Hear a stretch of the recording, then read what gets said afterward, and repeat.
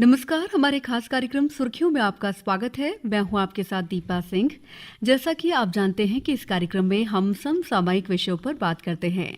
प्रदेश में DPT, tetanus और diphtheria की जानलेवा बीमारी से बचाने के लिए डीपीटी और टीडी टीकाकरण अभियान 31 अगस्त तक चलाया जाएगा। लोक स्वास्थ्य और परिवार कल्याण मंत्री डॉक्टर प्रभुराम चौधरी ने हाल ही में भोपाल के कमला नेहरू कन्या स्कूल सभागार में अभियान के राज्य स्तरीय कार्यक्रम का शुभारंभ किया। स्वास्थ्य मंत्री डॉक्टर चौधरी ने कहा है कि मध्य प्रदेश डिप्थीरिया उन्मूलन में अग्रणी राज्यों में से एक है। उन्होंने कहा है कि डीपीटी और टीडी के टीके 36 लाख किशोर किशोरियों को लगाए जाएंगे। टीका 5 से 6 वर्ष, 10 वर्ष और 16 वर्ष के बच्चों को लगाया जाना है। स्कूल और आंगनबाड़ी में निःशुल्क टीके लगाए जाएंगे। उन्होंने कहा है कि बीमारियों से बचाव के लिए टीके पूरी तरह सुरक्षित हैं। स्वास्थ्य मंत्री डॉक्टर चौधरी ने जनप्रतिनिधियों, शिक्षकों और पालकों से अभियान में बच्चों का टीकाकरण करवाने में सहयोग करने की अपील की। प्रारंभ में अभियान पर केंद्रित पोस्टर का विमोचन भी किया गया। इस अभियान के बारे में और ज्यादा जानकारी दे रही हैं सुश्री अर्चना पुंढिर जी। आप उप संचालक हैं राज्य आईईसी ब्यूरो में। बहुत बहुत स्वागत है आपका मैडम कार्यक्रम में। Thank you so much. नमस्कार। कार्यक्रम की शुरुआत करते हैं और पहला सवाल आपसे यही है कि इस अभियान के बारे में हम अपने श्रोताओं को विस्तार से बताना चाहेंगे और ये वैक्सीन क्यों लगवाई जाए। जी, मैं बताना चाहूँगी कि टीडी अभियान जो हम जैसा कि आपने बताया कि हमारे माननीय मंत्री जी द्वारा इसका शुभारंभ किया गया है और शुभारंभ की ज़रूरत क्यों पड़ी उसके बारे में मैं आपको बताना चाहती हूँ कि भारत में टीके से बचाव योग्य बीमारियां जिसमें कि डिप्थीरिया के अधिकांश मामले 5 वर्ष और उससे अधिक आयु वर्ग के बच्चों में आ रहे हैं और ज़्यादातर इनमें से जो बच्चे हैं वो टीकाकरण से छूटे हुए बच्चे हैं। 2016 में डिप्थीरिया, केरल में डिप्थीरिया का प्रकोप हुआ जिसमें लगभग 79 मामले 10 वर्ष से अधिक आयु वर्ग में हुए और 1999 के बाद में टिटनेस मृत्यु दर में तो 80% की कमी आई है, लेकिन डिप्थीरिया का प्रकोप बढ़ रहा है और गवर्नमेंट ऑफ इंडिया ने 2019 में ही इस टीडी वैक्सीनेशन को प्रारंभ कर दिया था, लेकिन 3 वर्ष बीत जाने के बाद भी हमारे प्रदेश में किशोर टीडी टीकाकरण की रिपोर्ट की कवरेज काफ़ी कम है। तो भारत सरकार के टीडी दिशा निर्देशों ने टीडी टीकाकरण कवरेज में सुधार के लिए हमने कुछ रणनीतियां बनाई हैं जी। तो इसमें आवश्यकता इसलिए हो जाती है कि इसमें स्वास्थ्य मंत्रालय ने जो है टिटनेस टॉक्साइड है ना, जिसको कि हम सभी बोलते थे पहले कि हम गिर जाते हैं, चोट लग जाती है, कट लग जाता है तो मिट्टी के थ्रू बैक्टीरिया हमारे शरीर में पहुंच जाता है और इसमें आपने सुना होगा कि टिटनेस हो जाता है तो जिसमें कि उसको हम बोलते हैं कि जबड़ा लॉक हो जाता है, मांसपेशियों में अकड़ आ जाती है। और लेकिन समय के साथ में आपको पता है कि जैसे जो हमारी गाइडलाइन है जिसमें कि हमने इम्यूनाइजेशन की बात करते हैं, तो बर्थ के साथ ही जो हम विभिन्न बीमारियों से बचाव के समय समय पे जो टीके लगाते हैं उसमें 16 से 24 माह में डीपीटी का भी एक बूस्टर डोज लगता है और 5 से 6 साल में भी बूस्टर डोज सेकंड लगता है। लेकिन 5 से 6 साल के बाद में जैसे हमने कहा कि विशेषज्ञों द्वारा माना जाता है कि जो डिप्थीरिया है वो 10 साल और 16 साल में भी अफेक्टेड मतलब प्रभावित कर सकता है बच्चे को। तो इसलिए फिर गवर्नमेंट ऑफ इंडिया ने, भारत सरकार ने टीटी को जो है टिटनेस टॉक्साइड को वैक्सीन को टेटनस और एडल्ट डिप्थीरिया में बदल दिया ताकि प्री स्कूल के बच्चों से स्कूल जाने वाले बच्चों और किशोरों से डिप्थीरिया के प्रति प्रतिरोधक क्षमता को बढ़ाया जा सके और वयस्कों में होने वाली डिप्थीरिया बीमारी को समाप्त किया जा सके। बिल्कुल मैम, क्या ये वैक्सीन किशोर अवस्था और गर्भावस्था में टिटनेस और डिप्थीरिया से सुरक्षा देता है? बिल्कुल। हमारे विशेषज्ञों ने जो शोध किए हैं उन्होंने ये ही जाना है कि क्योंकि हम जो अभी जैसे मैंने आपको बताया कि हमारा जो टीकाकरण है नेशनल प्रोग्राम है उसके अकॉर्डिंगली हम हर एज ग्रुप पे जो अलग अलग विभिन्न बीमारियों के टीके देते हैं, तो उसमें 16 से 24 मंथ में भी दिया जा रहा है डीपीटी और 5 से 6 साल पे भी डीपीटी दिया जा रहा है। लेकिन फिर जब उसके बाद में जो 10 साल और 16 साल का जो गैप आ रहा है तो उतने समय में डिप्थीरिया का बैक्टीरिया शरीर को प्रभावित करके किशोरियों में भी हो सकता है। तो इसी को बचाव करने के लिए हमने इस को अभियान मोड में अभियान के रूप में हमने इसको शुरुआत की है। बिल्कुल मैडम, चाहूंगी कि डिप्थीरिया रोग किस प्रकार बच्चों को प्रभावित करता है इसके बारे में मैं समझना चाहूंगी। बिल्कुल। डीपीटी है ना, तो डीपीटी में फर्स्ट है कि डिप्थीरिया। जी। तो डिप्थीरिया जो है एक बैक्टीरिया के माध्यम से, क्लॉस्ट्रीडियम बैक्टीरिया होता है, उससे शरीर में प्रवेश करता है, जो कि व्यक्ति से व्यक्ति में ट्रांसफर हो सकता है, और इसका इंक्यूबेशन पीरियड 2 से 4 दिन का होता है ना। और जो मुंह, जनरली जो मुंह होता है आपका और गला, तो जहाँ पे श्लेष्मा झिल्ली होती है, म्यूकस मेम्ब्रेन होती है, उसमें ये अफेक्ट करता है।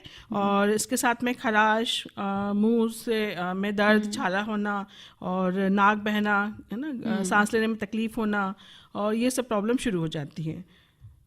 और 10 वीक तक यदि हम इसको ट्रीटमेंट नहीं लें, जल्दी से हमने वैक्सीनेशन यदि हमने नहीं लिया, तो हमें इस 10 हफ्ते होते होते निमोनिया और अदर कॉम्प्लिकेशंस भी हो सकते हैं। बिल्कुल, तो कह सकते हैं कि अगर ये टीका ना लगवाया जाए तो जानलेवा साबित हो सकती है बीमारी। बिल्कुल बिल्कुल जानलेवा साबित हो सकती है। जी मैडम, ये भी जानना चाहूँगी कि ये टीका, जो टीडी का टीका है, वो 10 साल से छोटे बच्चों को क्यों नहीं लगाया जाता, इसकी क्या वजह है? जैसा कि मैंने आपको बताया कि जो हमारा इम्यूनाइजेशन शेड्यूल है, तो उसमें हम उम्र के हिसाब से जो लगा रहे हैं, तो पैदा होते से बर्थ के साथ ही फिर 1.5 महीने के अंतराल पे जो वैक्सीनेशंस लगवाते हैं, 16 से 24 महीने पे भी लगवाते हैं, और फिर 5 से 6 साल, तो ये हमारा शेड्यूल है कि यहाँ तक तो वैक्सीनेशन हम कवर कर चुके होते हैं। लेकिन फिर जो गैप होता है हमारा, जबकि प्री स्कूल मतलब बच्चा स्कूल जाने वाली उम्र में आता है और बड़ा भी हो चुका होता है, और मतलब माँ का जो वैक्सीनेशन हम करवाते हैं उसमें और बच्चे बड़े होने में काफ़ी गैप आ जाता है जी। तो इसलिए इस एज ग्रुप को ही विशेषज्ञों ने माना है कि इसी में हमें टीडी वैक्सीनेशन का करवाना है, जो कि 5 से 6 साल, 10 साल और 16 साल मानी गई है। जी जी मैडम, आम नागरिक ये जो टीका लगवाना चाहे अपने बच्चों को, तो कहाँ लगवा सकते हैं, कैसे लगवा सकते हैं? क्या ये टीका शासकीय स्वास्थ्य संस्थाओं, शालाओं में उपलब्ध कराया जा रहा है? यस, ये निःशुल्क जो आपकी हमारी चिन्हित निःशुल्क अपना हमारा जो शालाएं हैं, सरकारी स्कूल हैं, और हमारे कई प्राइवेट चिन्हित स्कूल्स हैं, उनमें भी उपलब्ध करवाया जा रहा है। बिल्कुल। मान लीजिए मैडम, कुछ बच्चे ऐसे हैं जो स्कूल नहीं जा रहे हैं, तो उन तक ये टीका कैसे पहुंचाया जाएगा? जी, जैसे मैंने आपको पूर्व बताया था कि भारत सरकार ने टीडी दिशा निर्देशों में टीडी टीकाकरण कवरेज में सुधार हेतु हमने 3 रणनीतियों को बनाया है ना? तो इसमें हमने RBS के राष्ट्रीय बाल सुरक्षा कार्यक्रम, RKS के राष्ट्रीय किशोर सुरक्षा कार्यक्रम और शासकीय सहायता प्राप्त स्कूलों को टीकाकरण में शामिल किया है। तो राष्ट्रीय बाल सुरक्षा कार्यक्रम के बारे में मैं आपको बताना चाहूँगी कि ये हमारे विभाग का एक कार्यक्रम है, जिसमें जो हमारे टीमें हैं, हर ब्लॉक में एक टीम है जिसमें कि 2 डॉक्टर रहते हैं और एक ANM या स्टाफ नर्स रहती है, फार्मासिस्ट, लैब टेक्नीशियन या ऑप्थेल्मिक असिस्टेंट रहता है। जी। तो ये प्रत्येक जिले में, ब्लॉक में हमारी टीमें हैं, और जिनका जिस कार्यक्रम का काम है कि जिसको बर्थ से लेकर 18 साल तक के बच्चों को 4 Ds होते हैं, जिसमें कि डिफेक्टेड बर्थ, डेफिशिएंसी, डिजीज और डेवलपमेंट डिले इंक्लूडिंग डिसेबिलिटी पता करना होता है। तो यही हमारी टीमें जो हमारे बच्चे हैं, तो इसमें RKS के और एक village health sanitation nutrition day और urban health sanitation nutrition day, तो ये हमारे कुछ फिक्स डेज होते हैं और फिक्स साइट एक्टिविटीज़ होती हैं। तो इन जगहों पर हमारे जो मैदानी कार्यकर्ता हैं उनको हम प्रशिक्षित कर चुके हैं, और जो बच्चे स्कूल नहीं जा पाए हैं या स्कूल में छूट गए हैं, तो इनको ये बच्चे वहाँ पे जाकर अपना वैक्सीनेशन करवा सकते हैं। बिल्कुल। तो उम्मीद करती हूँ कि श्रोता भी समझ गए होंगे कि अगर बच्चा स्कूल नहीं जा रहा है तो ये टीके कहाँ से ले सकते हैं। मैडम, जानना चाहूँगी कि जो ये टीका लगाया जाता है, क्या इसके कुछ प्रतिकूल प्रभाव होते हैं?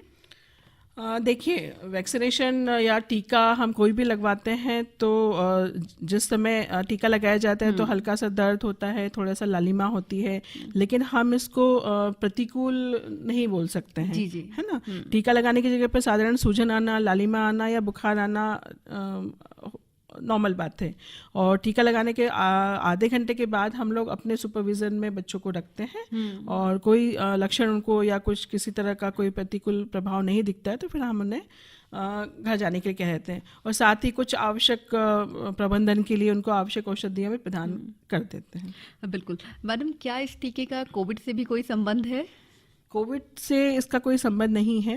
हम सबने जो 2 साल कोविड महामारी के साथ में निकाले हैं जी, तो उसमें यह है कि चूंकि हम सभी भारत शासन के हिसाब से हम लोग हर चरणबद्ध तरीकों से हमने हर एज ग्रुप को कवर किया है वैक्सीनेशन के लिए। तो और चूंकि ये पहला वैक्सीनेशन है कोविड का, जो कि बहुत कम समय में हमारे वैज्ञानिकों ने बनाकर और हमने उसको भारत ने लॉन्च करके और हमने उसको बहुत जल्दी अपने नागरिकों तक माननीय प्रधानमंत्री ने जो पहुंचाया है। लेकिन उस ये कि हम कभी भी कोई वैक्सीनेशन करवाते हैं तो उसमें कोई साइड इफेक्ट ना हो या आपस में कोई उसमें इंटरेक्शन ना हो, है ना। उसके लिए हम ये कि कोविड टीकाकरण करने का यदि किसी का हुआ है तो हम 28 दिन के बाद ही इस वाले वैक्सीनेशन को लगवाएं, टीडी वैक्सीनेशन को। बिल्कुल, तो ये बहुत ही महत्वपूर्ण सूचना है कि अगर टीडी का वैक्सीनेशन आप लगवा रहे हैं तो मान लीजिए कि आपने बूस्टर डोज लिया है या जो यंग जनरेशन है, जो 15 साल से ऊपर के बच्चे हैं, वो ये टीका ले रहे हैं, तो 28 दिन का गैप बहुत ज़रूरी है। बिल्कुल बिल्कुल। मैडम, जिस तरह से आपने बताया कि ये टीके जो हैं सरकारी स्कूलों में भी उपलब्ध रहेंगे, तो मान लीजिए कोई अध्यापक है और किसी विद्यार्थी के अभिभावक मना कर रहे हैं कि वो टीका नहीं लगवाना चाहते हैं, तो वो कैसे कन्विंस करें उनको? जैसे मैंने आपको बताया कि एक संचार नीति बहुत ज़रूरी है कि हम एक इंटरेक्शन पेरेंट्स का साथ में शिक्षकों का, तो इसलिए हमने मैदानी का स्तर पे भी और हमारे विभाग द्वारा भी हमने सभी सहयोगी विभागों को, जिसमें कि मेन हमारे स्कूल शिक्षा विभाग है, क्योंकि ये ग्रुप उसी विभाग को बिलोंग करता है, तो हमने स्कूल शिक्षा विभाग को भी अपने साथ में कई बैठकों में और पत्राचार के द्वारा और हमारे जूम मीटिंग के द्वारा हमने जो हमारे मैदानी कार्यकर्ताओं को सबसे प्रथम चीज़ यही बताई है कि किसी भी क्योंकि बिल्कुल ये सही बात है कि रेजिस्टेंस किसी भी चीज़ का होता ही है जी। तो लेकिन यदि आप सही ढंग से अपनी बात को सामने वाले को समझाएंगे तो वो बिल्कुल समझेगा। तो उन्हें हमें यही बताना पड़ेगा कि डिप्थीरिया एक अत्यधिक संक्रामित और घातक बीमारी है और टीकाकरण उससे उपयुक्त बचाव का साधन है, अतः इसे अवश्य लगवाएं। जी बिल्कुल। मैडम, एक और सवाल है मेरा कि मान लीजिए किसी बच्चे को सर्दी जुकाम या खांसी है, तो क्या ऐसे में वो टीडी और डिप्थीरिया का टीका लगवा सकते हैं? बिल्कुल, मामूली सर्दी जुकाम बुखार खांसी में टीका लगवाया जा सकता है। इस बार राखी का जब त्यौहार आ गया है तो उसमें हमने अपनी बहनों को यही बोला है, भाइयों के लिए, कि राखी का त्यौहार मांगे एक ही उपहार, डिप्थीरिया से मुक्ति दिलवा दो इस बार। बिल्कुल बिल्कुल सही कहा आपने। मैडम, एक और सवाल है कि ये टीका लगवाने के लिए क्या कोई दस्तावेज भी ले जाना पड़ता है? क्योंकि कोविड का टीका लगवाने के लिए आदमी को अपना जो है आइडेंटिटी कार्ड ले जाना पड़ रहा है, तो क्या इस टीके को भी लगवाने के लिए कोई आई कार्ड वगैरह ले जाना है? नहीं, इस टीकों को लगवाने के लिए कोई भी दस्तावेज की आवश्यकता नहीं है। मैम, साथ ही ये भी जानना चाहेंगे, टेटनस और डिप्थीरिया से पूरी सुरक्षा के लिए कितने डोज ज़रूरी होते हैं? प्रेग्नेंट वुमेंस के लिए ज़रूर है कि हमें जैसी प्रेगनेंसी डिटेक्शन होता है फर्स्ट तब लगवाना है TD1, और फिर 4 हफ्ते के बाद में दूसरा डोज लगवाना है, और तीसरा बूस्टर डोज तब आवश्यकता पड़ेगी कि यदि कि 3 साल के अंदर ही प्रेगनेंसी फिर से हो जाती है। जी जी। बाकी बच्चों के लिए तो ये है कि 5 से 6 साल की उम्र के बीच में, और 10 साल पे TD10 बोल रहे हैं उसको, और 16 साल पे TD16।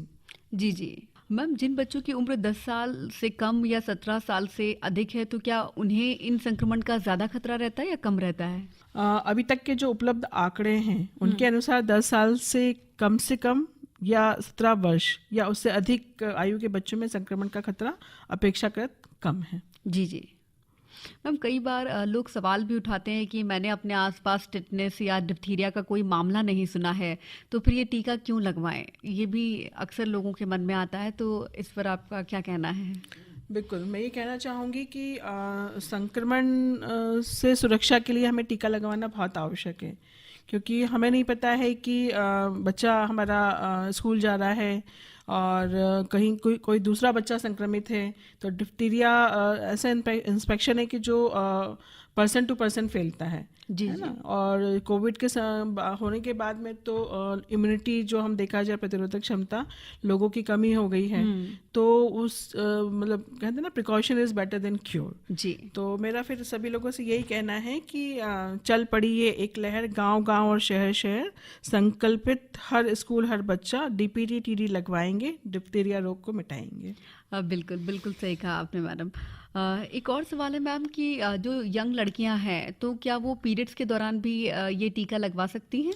बिल्कुल, माहवारी को वैसे भी एक नॉर्मल प्रक्रिया है जी, जी। शरीर की, तो उसमें कोई बंदिश नहीं है कि हम या कोई ऑब्लिगेशन नहीं है कि हम उस दौरान टीका नहीं लगवा सकते, बिल्कुल लगवा सकते हैं। बिल्कुल मैम, ये भी है कि जैसा कि आपने बोला था कि मान लीजिए किसी बच्चे को टीका लगाया तो कितनी देर तक उसको ऑब्जर्वेशन में रखना चाहिए कि कोई साइड इफेक्ट ना होने पाए। यस, हमारी जो टीम, हमारे डॉक्टर्स हैं, कम से कम टीका लगवाने के बाद में आधा घंटा हम ऑब्जर्वेशन पे रखते हैं। आधे घंटे में कोई साइड इफेक्ट्स आना हो या कोई जिसे हम AEFI बोलते हैं, एडवर्स इफेक्ट फॉलोइंग इम्यूनाइजेशन यदि हो या कोई प्रतिकूल प्रभाव आ रहा हो, तो आधे घंटे के अंदर आना शुरू हो जाएगा।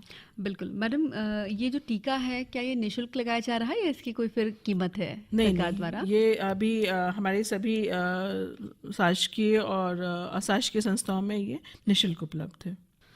मैडम, जो ये अभियान चलाया जा रहा है उसका क्या उद्देश्य है? बिल्कुल, बहुत अच्छा सवाल पूछा आपने। संचार एक रणनीति हमने बनाई है जिसमें इसका उद्देश्य ये है कि प्रदेश के TD वैक्सीन टीकाकरण हेतु निर्धारित समस्त लाभार्थी जी। एवं उनके परिजनों को टीकाकरण कार्यक्रम की जानकारी पहुंचाना। जैसे मैंने आपको पूर्व में ही बताया कि हमारे इस वैक्सीनेशन को लॉन्च हुए 3 साल हो गए हैं, लेकिन फिर भी अभी हमारा कवरेज काफ़ी कम है और जितना लाभ बच्चों तक पहुंचना था उतना हम नहीं पहुंचा पाए हैं। फिर TD टीकाकरण के लाभ के विषय में हमें जन जन तक जानकारी पहुंचाना होगा ताकि माउथ टू माउथ पब्लिसिटी हम कर सकें और इस अभियान को सफल बना सकें।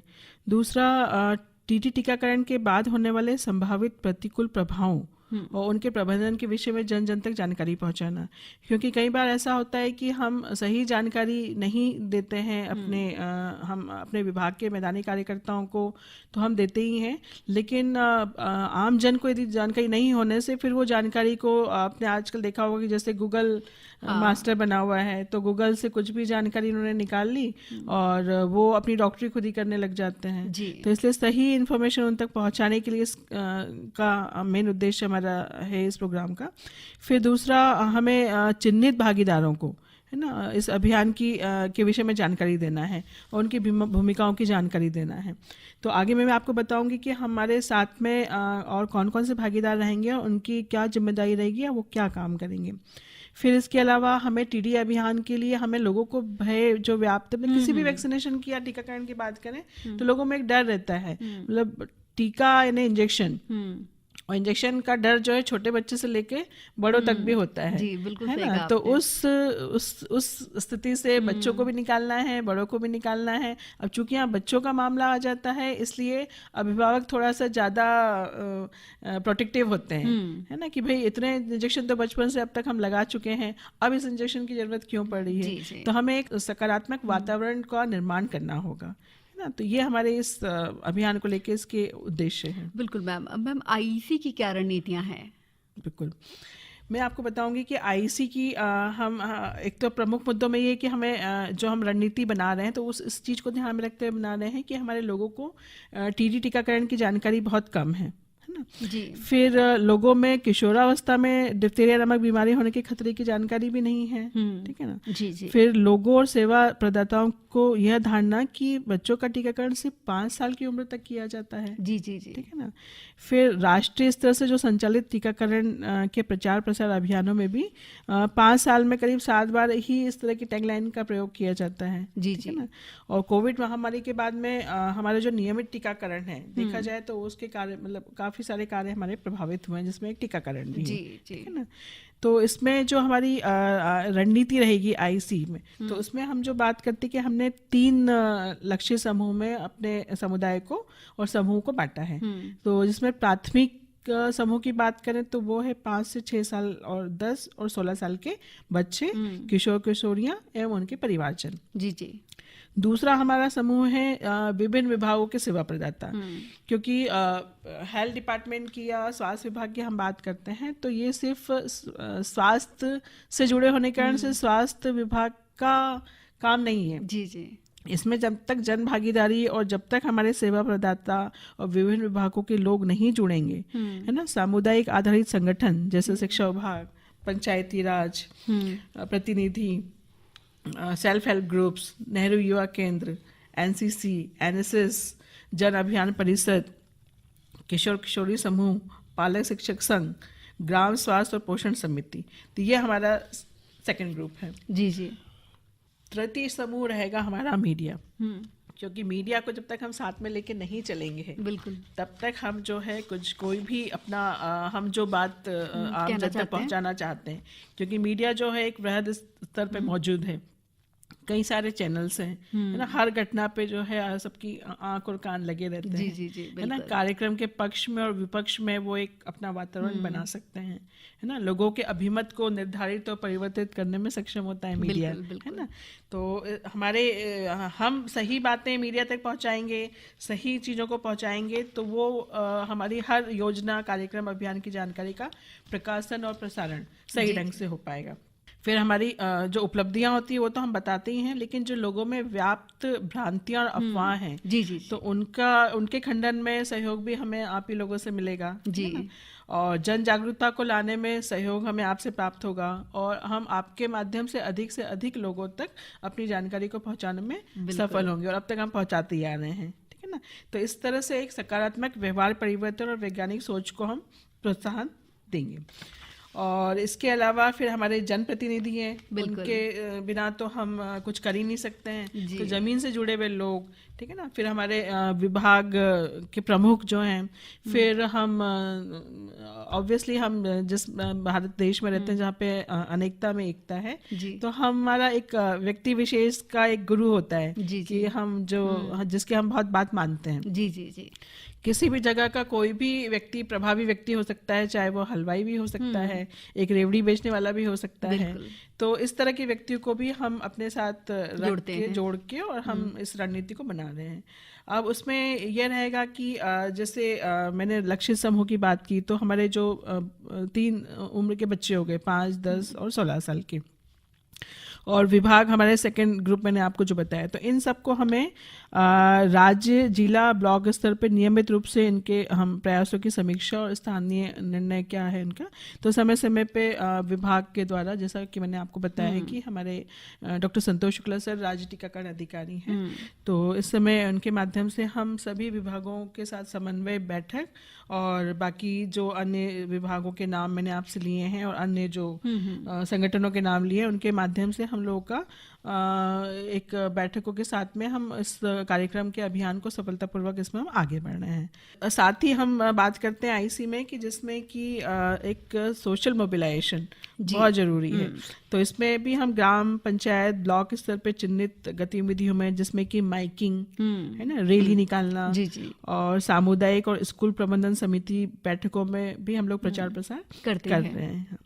और साथ ही जो हमारा दूसरा समूह है जिसमें कि शिक्षा विभाग, पंचायती है, तो इनको भी हम इस परिस्थिति के तंत्र का भी उपयोग करते हुए हम प्रचार प्रसार कर रहे हैं।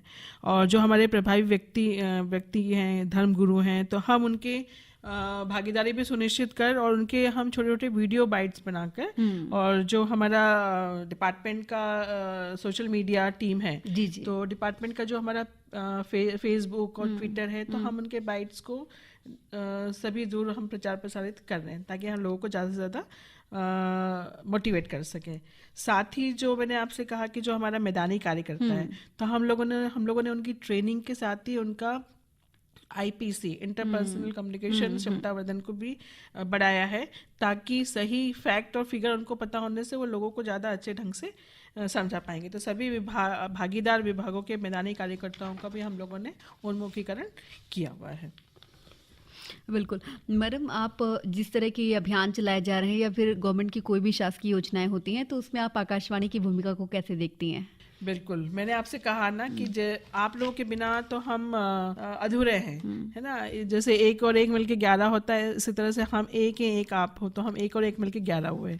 तो आकाशवाणी आज की भी इतना माध्यम मीडिया के आ गए हैं अलग अलग, जिसमें कि हम प्रिंट मीडिया की बात करते हैं, इलेक्ट्रॉनिक मीडिया की बात करते हैं, दृश्य में टेलीविज़न की आप बात कर लो, इतने सारे चैनल्स आ गए हैं।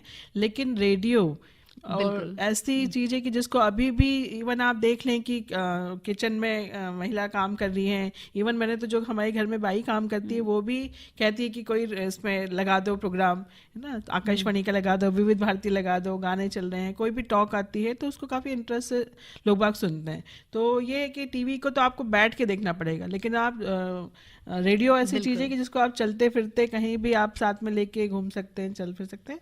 तो आकाशवाणी तो जो है एक हमारा बहुत अच्छा माध्यम है कि हम एक समय में हम करोड़ों लोगों तक अपनी बात को पहुंचा सकते हैं। बिल्कुल सही कहा आपने मैम। साथ ही एक और आखिरी सवाल है कि इस अभियान के लिए संचार क्यों बहुत जरूरी है? संचार की हम जब बात करते हैं तो जैसे मैंने आपसे कहा कि सकारात्मक परिवर्तन बहुत जरूरी है और व्यवहार परिवर्तन करना ही सबसे मुश्किल काम है। बिल्कुल, है ना। तो जब तक हम एक ही चीज को बार बार हम नहीं बोलेंगे और सही ढंग से नहीं बताएंगे, मतलब ऐसा नहीं है कि हमारे यहाँ हेल्थ डिपार्टमेंट में इतने प्रोग्राम्स चल रहे हैं और सभी प्रोग्राम्स का जो हम लक्ष्य देंगे हम पूर्ति भी करते हैं, लेकिन कई बार देखते हैं कि कोई प्रोग्राम कम है, कोई ज्यादा है, तो हमें उसी चीज को बार बार लोगों को बताना पड़ेगा और सही ढंग से बताना पड़ेगा, तो ही हम सामने वाले को आत्मसात कर पाएंगे। बिल्कुल। तो जब तक हम सामने वाले को इसको व्यवहार परिवर्तन, जैसे हमने कोविड का मैं आपको एग्जाम्पल बताती हूँ कि हम कोविड से इसीलिए जीत पाए हैं कि हमने जो 15 व्यवहार परिवर्तन जिसमें कि मुख्य जो थे उनको मास्क लगाना, हाथ धोना, डिस्टेंसिंग बना के रखना, तो ये जब तक टीका नहीं आया था तो हम इन्हीं 3 व्यवहार परिवर्तन के बल पे ही हम कोविड से निकल पाए हैं। तो इसलिए संचार और शिक्षा और सूचना, तो ये तीनों चीजें जो हैं बहुत ही जरूरी है कि जब तक आप सही सूचना नहीं देंगे, सही ढंग से उसकी शिक्षा प्रदान नहीं करेंगे, सही ढंग से संचार नहीं करेंगे, तब तक हम किसी भी अभियान को सफल नहीं बना सकते हैं। तो इसी के साथ में मैं एक और बात कहना चाहूँगी कि यही हम सबसे कहेंगे कि बीमारी से डरो, टीकों से नहीं, टीके दोस्त हैं दुश्मन नहीं, टीके वरदान है अभिशाप नहीं। स्कूल जाएंगे हम, टीके लगवाएंगे हम, चाहे बरसात हो या तूफान, नहीं डरेंगे हम। बिल्कुल, बहुत अच्छी पंक्तियों के साथ आपने कार्यक्रम का समापन किया है। तो उम्मीद करते हैं कि हमारे श्रोतागण भी डिप्थीरिया, टीडी के टीकों को लगवाएंगे अपने बच्चों को, समय रहते ही इन जानलेवा बीमारियों से मुक्ति पाएंगे। मैडम, आप कार्यक्रम में आई, बहुत बहुत शुक्रिया आपका। Thank you so much. और इसी के साथ कार्यक्रम सुर्खियों में फिलहाल इतना ही। अगले हफ्ते फिर होगी आपसे मुलाकात इसी दिन इसी समय पर। तब तक के लिए नमस्कार।